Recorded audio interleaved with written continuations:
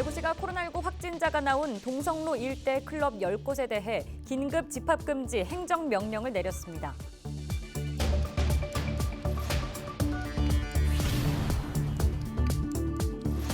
안동 예천 출신 국민의힘 김형동 국회의원이 내년 대선에서 지역 역할론을 강조했습니다.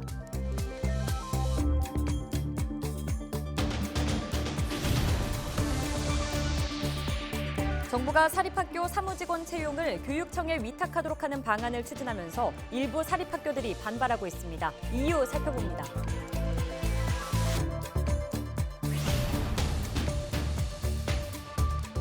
도심의 제한 속도를 낮추는 안전속도 5030 시행 이후 대구의 교통 사망사고 건수가 이전보다 줄어든 것으로 나타났습니다.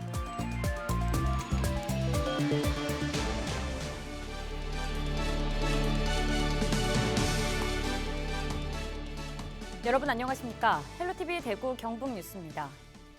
대구시가 동성로의 클럽형 유흥주점 10곳에 대해 11일 자정까지 집합금지 행정명령을 내렸습니다.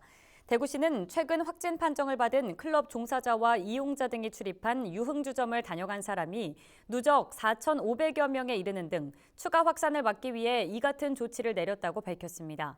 5일 기준 클럽 관련 누적 확진자는 다른 지역 거주자를 포함해 12명입니다. 국민의힘 김형동 국회의원이 지역에서도 정치가 살아있어야 한다며 내년 대선을 앞두고 안동과 예천 등 지역 역할론을 강조했습니다. 김 의원은 지난 1일 안동을 방문한 이재명 경기지사의 미점령군 발언을 두고 국민의힘 시도의원은 물론 내년 지방선거에 후보로 거론되는 그 누구도 정치적 성명을 내지 않고 있다고 비판했습니다. 그러면서 지역의 목소리를 내지 않는다면 내년 지방선거에서의 공천은 의미가 없다며 대선과 관련해 지역의 역할론을 강조했습니다. 안동 출신 이재명 경기지사가 여권 대선 후보가 될 경우 지역 민심이 요동칠 수 있다는 우려를 사전에 막기 위한 행보로 풀이됩니다. 도심의 제한 속도를 낮추는 안전속도 5030 시행 이후 대구의 교통 사망사고 건수가 이전보다 줄어든 것으로 나타났습니다. 주요 도로의 경우 심야에 통행하는 차량 속도가 소폭 낮아진 것으로 확인됐습니다. 대구경찰청은 올해 5030을 시행한 이후인 지난 4월 17일부터 지난달 말까지 대구의 교통사망사고는 10건으로 전년 같은 기간 21건보다 52.3% 감소했다고 밝혔습니다. 또 하루 과속단속도 시행 초기에 2,238건에서 지난달 말 2,071건으로 줄었습니다. 주요 도로 13개 구간을 분석한 평균 주행 속도는 출퇴근 시간에는 5030 시행 이전과 비슷하거나 최대 시속 3km가 빨라진 반면 심야에는 최대 시속 3km가 낮아진 것으로 나타났습니다. 안동시가 시정 슬로건인 한국 정신문화의 수도 선포 15주년을 맞아 기념식을 개최했습니다. 이번 행사는 축하 공연과 감사패 전달, 건국대 신병주 교수의 역사 특강 등으로 마련됐습니다.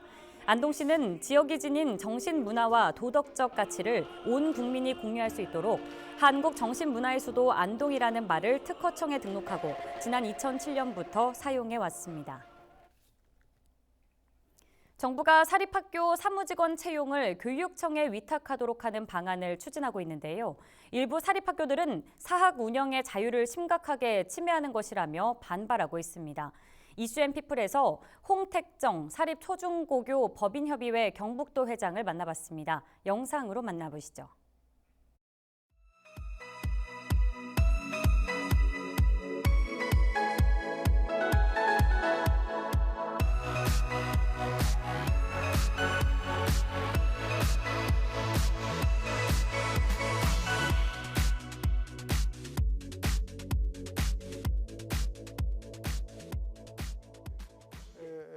저희들은 전국 1970여 개의 사립 초중고가 있는데 학교 법인들은 약 920여 개가 됩니다. 서로 이렇게 모여서 친목을 도모하고 권익도 도모하면서 국가의 여러 가지 부당한 입법에 대한 반대를 하기 위해서 1990년 초에 설립이 되었습니다. 17개 시도회가 있는데 저는 경북회를 회장을 6년째 연임하고 있습니다.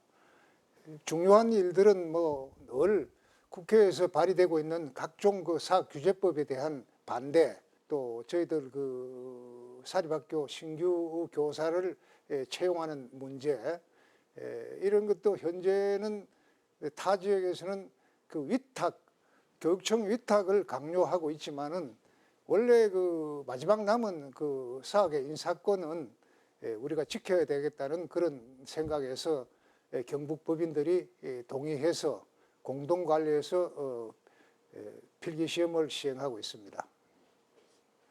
우리 그 사립 학교가 그 국정 역사 교과서를 교육부에서 이렇게 발행한다고 했습니다.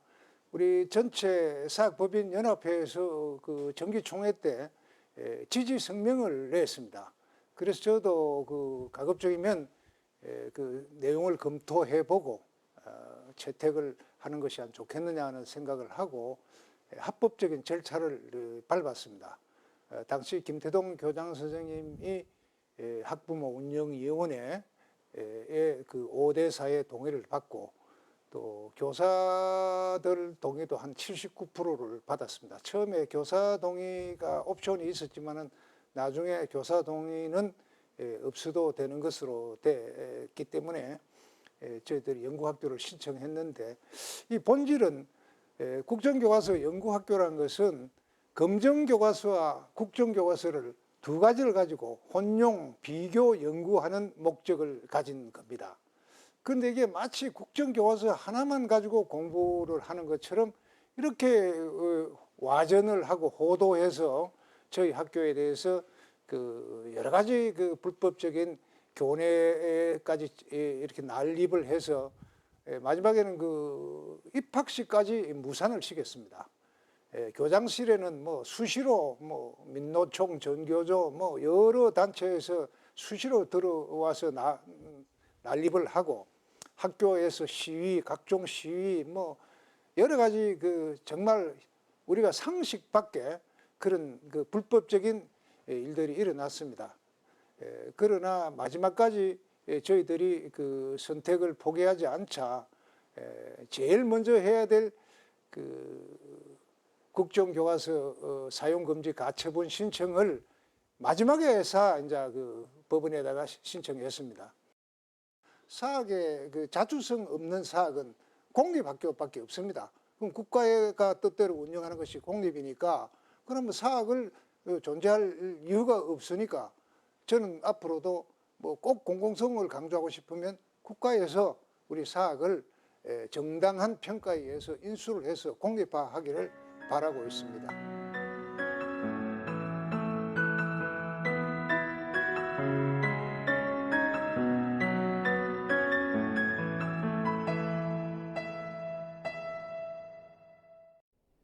한 주간 발생한 뉴스를 재정리해보는 시간입니다. 지난 한 주 동안 주요 이슈는 뭐가 있었는지 이상원 뉴스민 기자 통해서 이야기 나눠보겠습니다. 안녕하십니까? 네, 안녕하십니까? 네, 우선 지난 한 주 동안 발생한 주요 이슈부터 종합해 주시죠. 네, 첫 소식은 임기 1년을 남겨둔 대구 경북 단체장들이 밝힌 소회를 살펴보겠습니다. 다음은 대권 도전을 선언한 후 경북 안동에 온 이재명 경기도지사에 대한 소식 살펴보겠습니다. 마지막은 홈플러스 대구 스타디움점 폐업과 직원 전환 배치 소식 짚어보겠습니다. 네, 임기 3년을 넘어선 이철우 경북도지사가 기자회견을 통해서 3년 도정을 평가하고 앞으로 추진 계획을 밝혔죠. 네, 임기 3년을 맞은 이철우 경북도지사는 지난 3년 도정의 핵심 성과로 통합신공항 부지 확정을 꼽았습니다. 반면 시도민의 무관심과 경북 북부 지역의 반대, 대선 일정 등으로 제동이 걸려 무산된 대구 경북 행정통합에 대해선 특별지방자치단체 설립을 통해 추진을 이어가겠다는 입장을 밝혔습니다. 그 과정으로 대구 경북 간 대중교통 광역 환승제와 철도 순항망 구축 등 교통 분야 협력에 집중하겠다는 계획도 밝혔습니다. 재선의 권영진 대구시장은 이제 임기 7년을 지냈는데 내년 지방선거 3선 도전 여부가 관심사죠. 네, 지난 2017년 성공한 재선시장으로서 대선에 도전하겠다고 밝혔던 권영진 시장은 여전히 3선 도전냐 새로운 정치적 승부수를 던지느냐를 놓고 확답을 내놓지 않은 상황입니다. 권 시장은 3주년 기자 간담회에서도 3선 도전 여부에 대해선 지금은 대선의 시간이라면서 많은 사람을 만나고 고민을 이어가고 있다고 여지를 남겼습니다. 1주년을 맞은 홍일학 경제부시장과 협치에 대해선 작년으로 돌아가서 다시 선택하라고 해도 협치를 선택했을 것이라며 성과가 적지 않다고 밝혔습니다. 더불어민주당 대선 후보 경선에 나선 이재명 경기도지사가 첫 외부 행보를 경북 안동으로 왔었습니다. 현장은 어땠나요? 네, 지난 1일 공식 대선 출마를 알린 이재명 경기도지사가 경북 도민으로서 정체성을 강조하며 영남 표심 안기에 나섰습니다. 이 지사는 출마 선언 후 첫 외부 행보로 고향 안동에와 유림을 만난 자리에서 도민의 노래를 부르며 언제나 저는 대구 경북에 속해 있던 사람이라는데 자부심을 느낀다고 말했습니다. 이 자리에는 정동호 초대 민선 안동시장이 참석해 덕담을 건네기도 했습니다. 이 지사 방문 소식이 알려지자 안동 곳곳에서는 이 지사를 환영하는 지지자들의 현수막이 내걸리면서 지지세도 확인할 수 있었습니다. 끝으로 지난달 30일 문을 닫은 홈플러스 대구 스타디움점이 직원들을 전환 배치해서 계속 일할 수 있겠다는 소식 짚어주시죠. 네, 수성구 홈플러스 대구 스타디움점에서 일하던 59명이 대구 권역 11개 점포에 전환 배치될 예정입니다. 지난 3월 폐점 소식 이후 대구 스타디움점 노조는 고용 불안을 호소했으나 사측과 여러 차례 상담 등을 통해 갈등을 해소하게 됐습니다. 지난 4월 홈플러스가 낸 전환 배치 공고에는 스타디움점에서 수십 킬로미터 떨어진 경북 권역 매장도 포함돼 고용 불안을 호소했던 노조도 이번 전환 배치 결과에는 만족한다는 반응을 보였습니다. 네, 자칫 대량 해고로 인한 사회 문제가 될 수 있었는데 적절한 대책을 찾게 돼서 다행스러운 결과라는 생각이 듭니다. 자, 오늘 주간 이슈 점검은 여기까지 듣겠습니다. 이상원 뉴스민 기자였습니다. 고맙습니다. 네, 감사합니다.